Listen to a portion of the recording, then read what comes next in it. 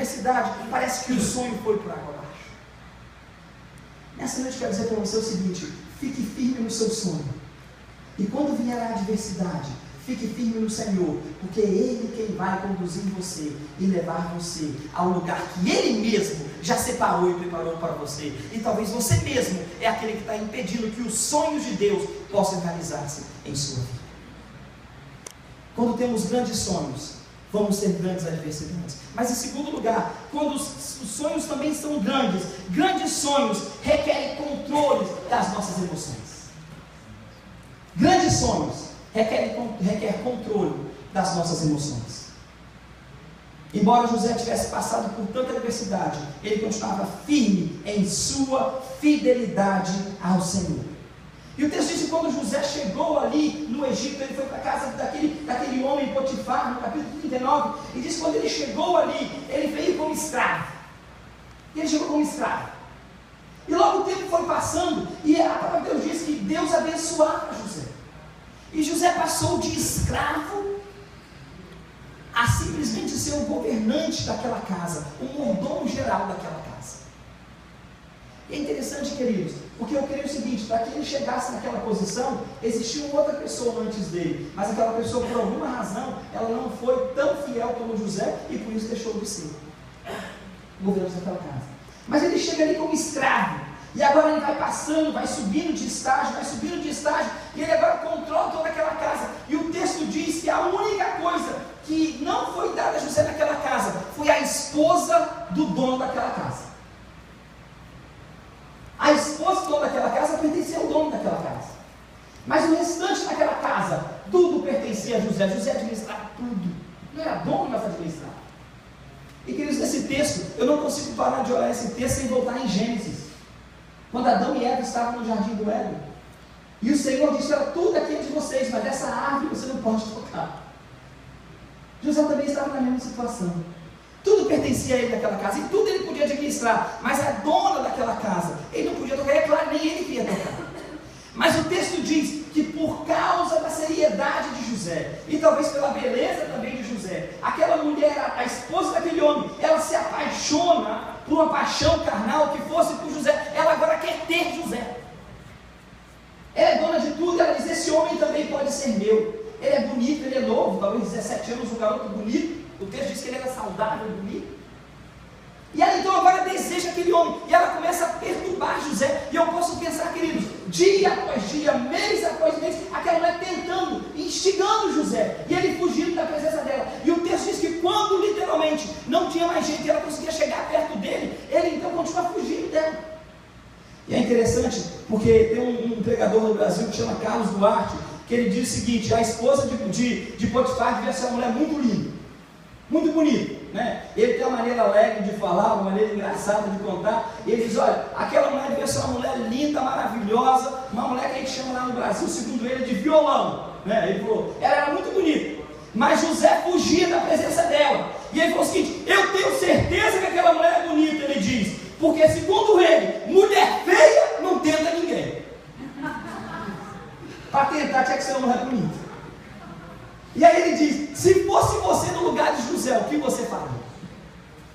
José, queridos, ele consegue vencer a adversidade. Quando ele é pego, quando aquela mulher simplesmente o coloca numa parede, ele diz: eu não posso fazer isso. Primeiro, porque você tem um esposo, e você tem um marido, você tem um esposo. Segundo, eu não posso fazer isso, porque se eu fizer isso, a senhora não me pertence. Não só a senhora tem um marido, mas a senhora pertence a ele. E em terceiro lugar ele diz: poderia eu pecar contra o meu Deus? Pecar contra o meu Deus. E o texto diz que José simplesmente sai correndo. E quando ele sai correndo, né, parece que a mulher consegue segurar a túnica dele. Eu lembro quando eu era adolescente, o Renan está aqui, eu tinha mais ou menos a idade do Renan. Quantos anos você tem, Renan? 17? 16 já? Não, era menos, eu tinha uns 14 anos de idade, né? E eu lembro que tinha na nossa igreja, e eu sei que está filmando, eu sei que está gravando, mas tinha uma menina chamada Ivonete, né? E ela gostava muito de me perturbar e de correr atrás de mim, com 14 anos, e eu morrendo de medo, não tem importância não, hoje ela está na Argentina, eu tenho uma Argentina aqui. E eu lembro o seguinte, queridos, que a Ivonete foi me cercando, né? E eu não sabia o que era beijar direito naquela época. E a Ivonete tinha comido uns pão lá, umas tortas, queria me beijar com pão na boca. Eu falei, isso não pode ser bom, esse negócio de beijar com pão na boca, né? E eu fui fugindo naquela casa, e eu consegui chegar lá no terceiro andar da casa. E a Ivonete foi me seguindo até no terceiro andar. E eu literalmente pulei do terceiro andar em cima de um monte de areia que tinha lá embaixo. Corri daquele beijo. É beijo complicado, né? Querido, não é a mesma situação de José, porque ali é uma inocência, uma infância tremenda. Mas a situação de José é que ele literalmente não pularia só do terceiro nem do quarto andar, né? Ele simplesmente saiu correndo. E aquela mulher agora tomou a capa de José. E então, com toda astúcia, com toda mentira, ela chega para o marido e diz: olha, o hebreu que você trouxe, o escravo que você trouxe, ele tentou me violentar. Aí, queridos, a coisa piora mais ainda. Porque primeiro ele foi deixado de lado pelos seus irmãos, foi vendido como escravo. Agora ele chega numa casa e consegue levantar os seus sonhos e deixa de ser escravo, deixa de ser servo. Eu falei, vai pensando nisso, deixa de ser trabalhar na cozinha, e agora o cara é dono, é mordomo de tudo. E agora ele é acusado. E literalmente, Potifar, o chefe dele, o coloca na cadeia. Já pensou? A gente trabalha numa firma, né? Vai trabalhando duro, vai fazendo cliente, daqui a pouco vem e rouba tudo da gente, não é assim? Oh meu Deus, começa tudo de novo. Não é assim, ó? E todo negócio é assim. Todo negócio é assim. Sempre tem alguém olhando. E agora começa que José volta novamente a ser ninguém. A verdade, o crime, segundo, se esse crime tivesse sido verdade realmente, José tinha que ser morto. Mas acho que Potifar não acreditou muito, ou Potifar gostou tanto do que José fez para ele, porque a casa dele prosperou, que Potifar teve compaixão, e ele era chefe da guarda, e agora ele vai para uma prisão. Não só ele é escravo agora ele é preso, ele é algemado, e passa a vergonha de acusação daquilo que não aconteceu. Começa tudo de novo na vida de José. Mas José controlou as suas emoções, sabendo que Deus estava acima daquilo que aconteceu. E queridos, o texto vai mais longe, porque quando José agora estava ali na cadeia, agora também acontece um problema lá, né, com o rei, com o faraó, e ele manda para a cadeia também o seu copeiro mora e o seu padeiro mora, ou seja, o chefe, né, o copeiro-chefe e o padeiro-chefe. E agora quando eles estão ali, José está preso ali, e o texto depois vai dizer que José começa a prosperar na cadeia. Olha só. Na cadeia ele começa a prosperar. E o carcereiro agora começa a dar a José direitos na cadeia que outros não tinham. E quando ele está ali, pelo trabalho que ele faz, quando esses dois são presos também, ele agora tem que se tornar servo desses dois. E interpretar o sonho desses dois. José não deixou que as emoções pudessem abalar o seu sonho. José não deixou que isso acontecesse, mesmo quando ele interpretou o sonho do copeiro, mesmo quando ele mandou o copeiro de volta para o rei, para Faraó, e ele voltou, e ele pediu para que o copeiro falasse para Faraó que ele tinha interpretado o sonho dele, mesmo quando ele não falou, porque ele não falou, e José continuou preso, ele continuou controlando as suas emoções. Você tem grandes sonhos na sua vida? Você entende que os seus grandes sonhos dependem de que você vai ter também grandes responsabilidades? E você entende que para que os seus sonhos grandes sejam realizados, é necessário que você controle as suas emoções? Controle a sua maneira de ser, controle como é que você vai fazer a sua ação junto com as outras pessoas. Controle as suas emoções. Mas em terceiro lugar, não só é necessário controlar isso, as nossas emoções, não só é necessário entender que nós vamos ter grandes responsabilidades, mas quando nós temos grandes sonhos, eles também requerem que nós nos alegremos com os sonhos dos outros. Essa é a parte complicada. Eu falei agora, né, que o esposo da Luciana chegou lá da Europa, depois de ter passado esse tempo no exército, né, e a gente se alegra com você aqui. E normalmente uma pessoa, né, ela passa na universidade, que alegria. Alunos dizem, passou ela, por que não passou eu? A pessoa passa no concurso público, passou ele, por que não passou eu? Aí Jesus faz isso.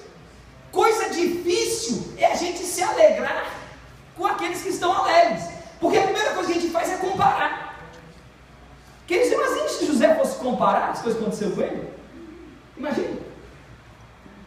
Mas não. Pelo contrário, ele sonha junto com os outros. Se nós continuamos lendo o texto diz que ele interpretou o sonho daqueles dois, do padeiro e do copeiro. E depois ele interpreta o sonho de Faraó. Eu quero falar uma coisa para você nessa noite. Você quer que os seus sonhos cheguem aonde você quer que chegue? Aprende a sonhar com aqueles que estão ao seu redor. Aprenda a alegrar-se com aqueles que se alegram. E a ficar triste com aqueles que são tristes. Porque o Senhor vai honrar isso na sua vida. E Ele vai fazer com que o seu sonho chegue ao próximo ponto. Que o seu sonho se torne realidade. Porque o sonho de Deus é que nós sejamos perfeitos diante dEle. Mas o sonho dEle é que nós sejamos pessoas felizes, pessoas alegres. Ele tem essa vontade para nós. Por isso que Ele desceu. Por isso que Ele veio do céu, porque Ele sabia que nós estávamos perdidos, desgarrados, longe do pastor, mas Ele nos procurou, Ele nos abraçou, Ele novamente nos colocou em união com Deus. Ele nos deu um novo futuro, Ele nos deu um novo sonho, porque sem Deus, os nossos sonhos eram sonhos ou impossíveis de ser realizados, ou sonhos que estavam nos levando para o inferno. Mas o Senhor nos dá sonhos hoje, onde nós podemos estar servindo e indo para o céu, que é o lugar onde nós queremos morar com o Senhor. É necessário que nós sonhemos com os outros e aprendamos a respeitar os sonhos dos outros e possamos estar felizes quando eles vencem. Comprou um carro novo? Glória a Deus, vai chegar também o meu dia. Comprou uma casa nova? Glória a Deus, o meu dia também chegará. Você conseguiu uma nova firma? Que bom! O Senhor te abençoe, por onde você passar, também o meu dia chegará. Precisamos entender que temos que aceitar as responsabilidades que vêm sobre os nossos sonhos, que temos que controlar as nossas emoções e que temos que sonhar com os outros, para que Deus possa dar a nós também a vontade de continuar com os nossos sonhos e chegarmos aos nossos sonhos.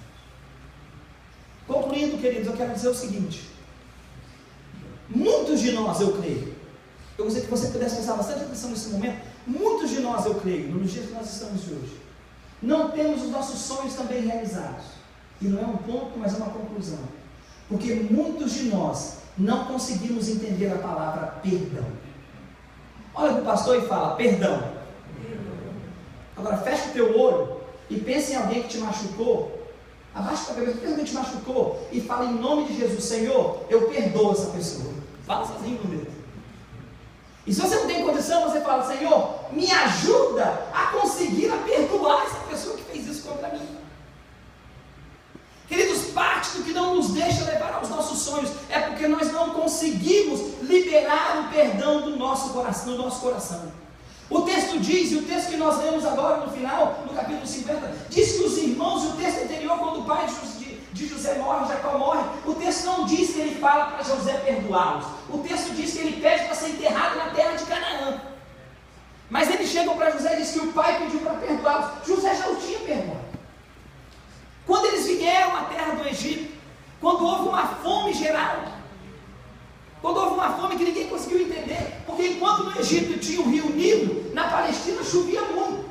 Então quando o rio Nilo secava no Egito, na Palestina continuava tendo chuva. Então quando uma terra não era próspera, a outra era. Mas nessa época, as duas terras ficaram desertas, ficaram vazias. E José chega ali, e quando ele interpreta o sonho de Faraó, ele é feito governador de todo o Egito. Queridos, ele é feito vice-presidente do maior país que existia naquela época. É como hoje se você se tornasse vice-presidente dos Estados Unidos. É isso que acontece com José. Um escravo, ele se torna vice-presidente, governador de todo o Egito.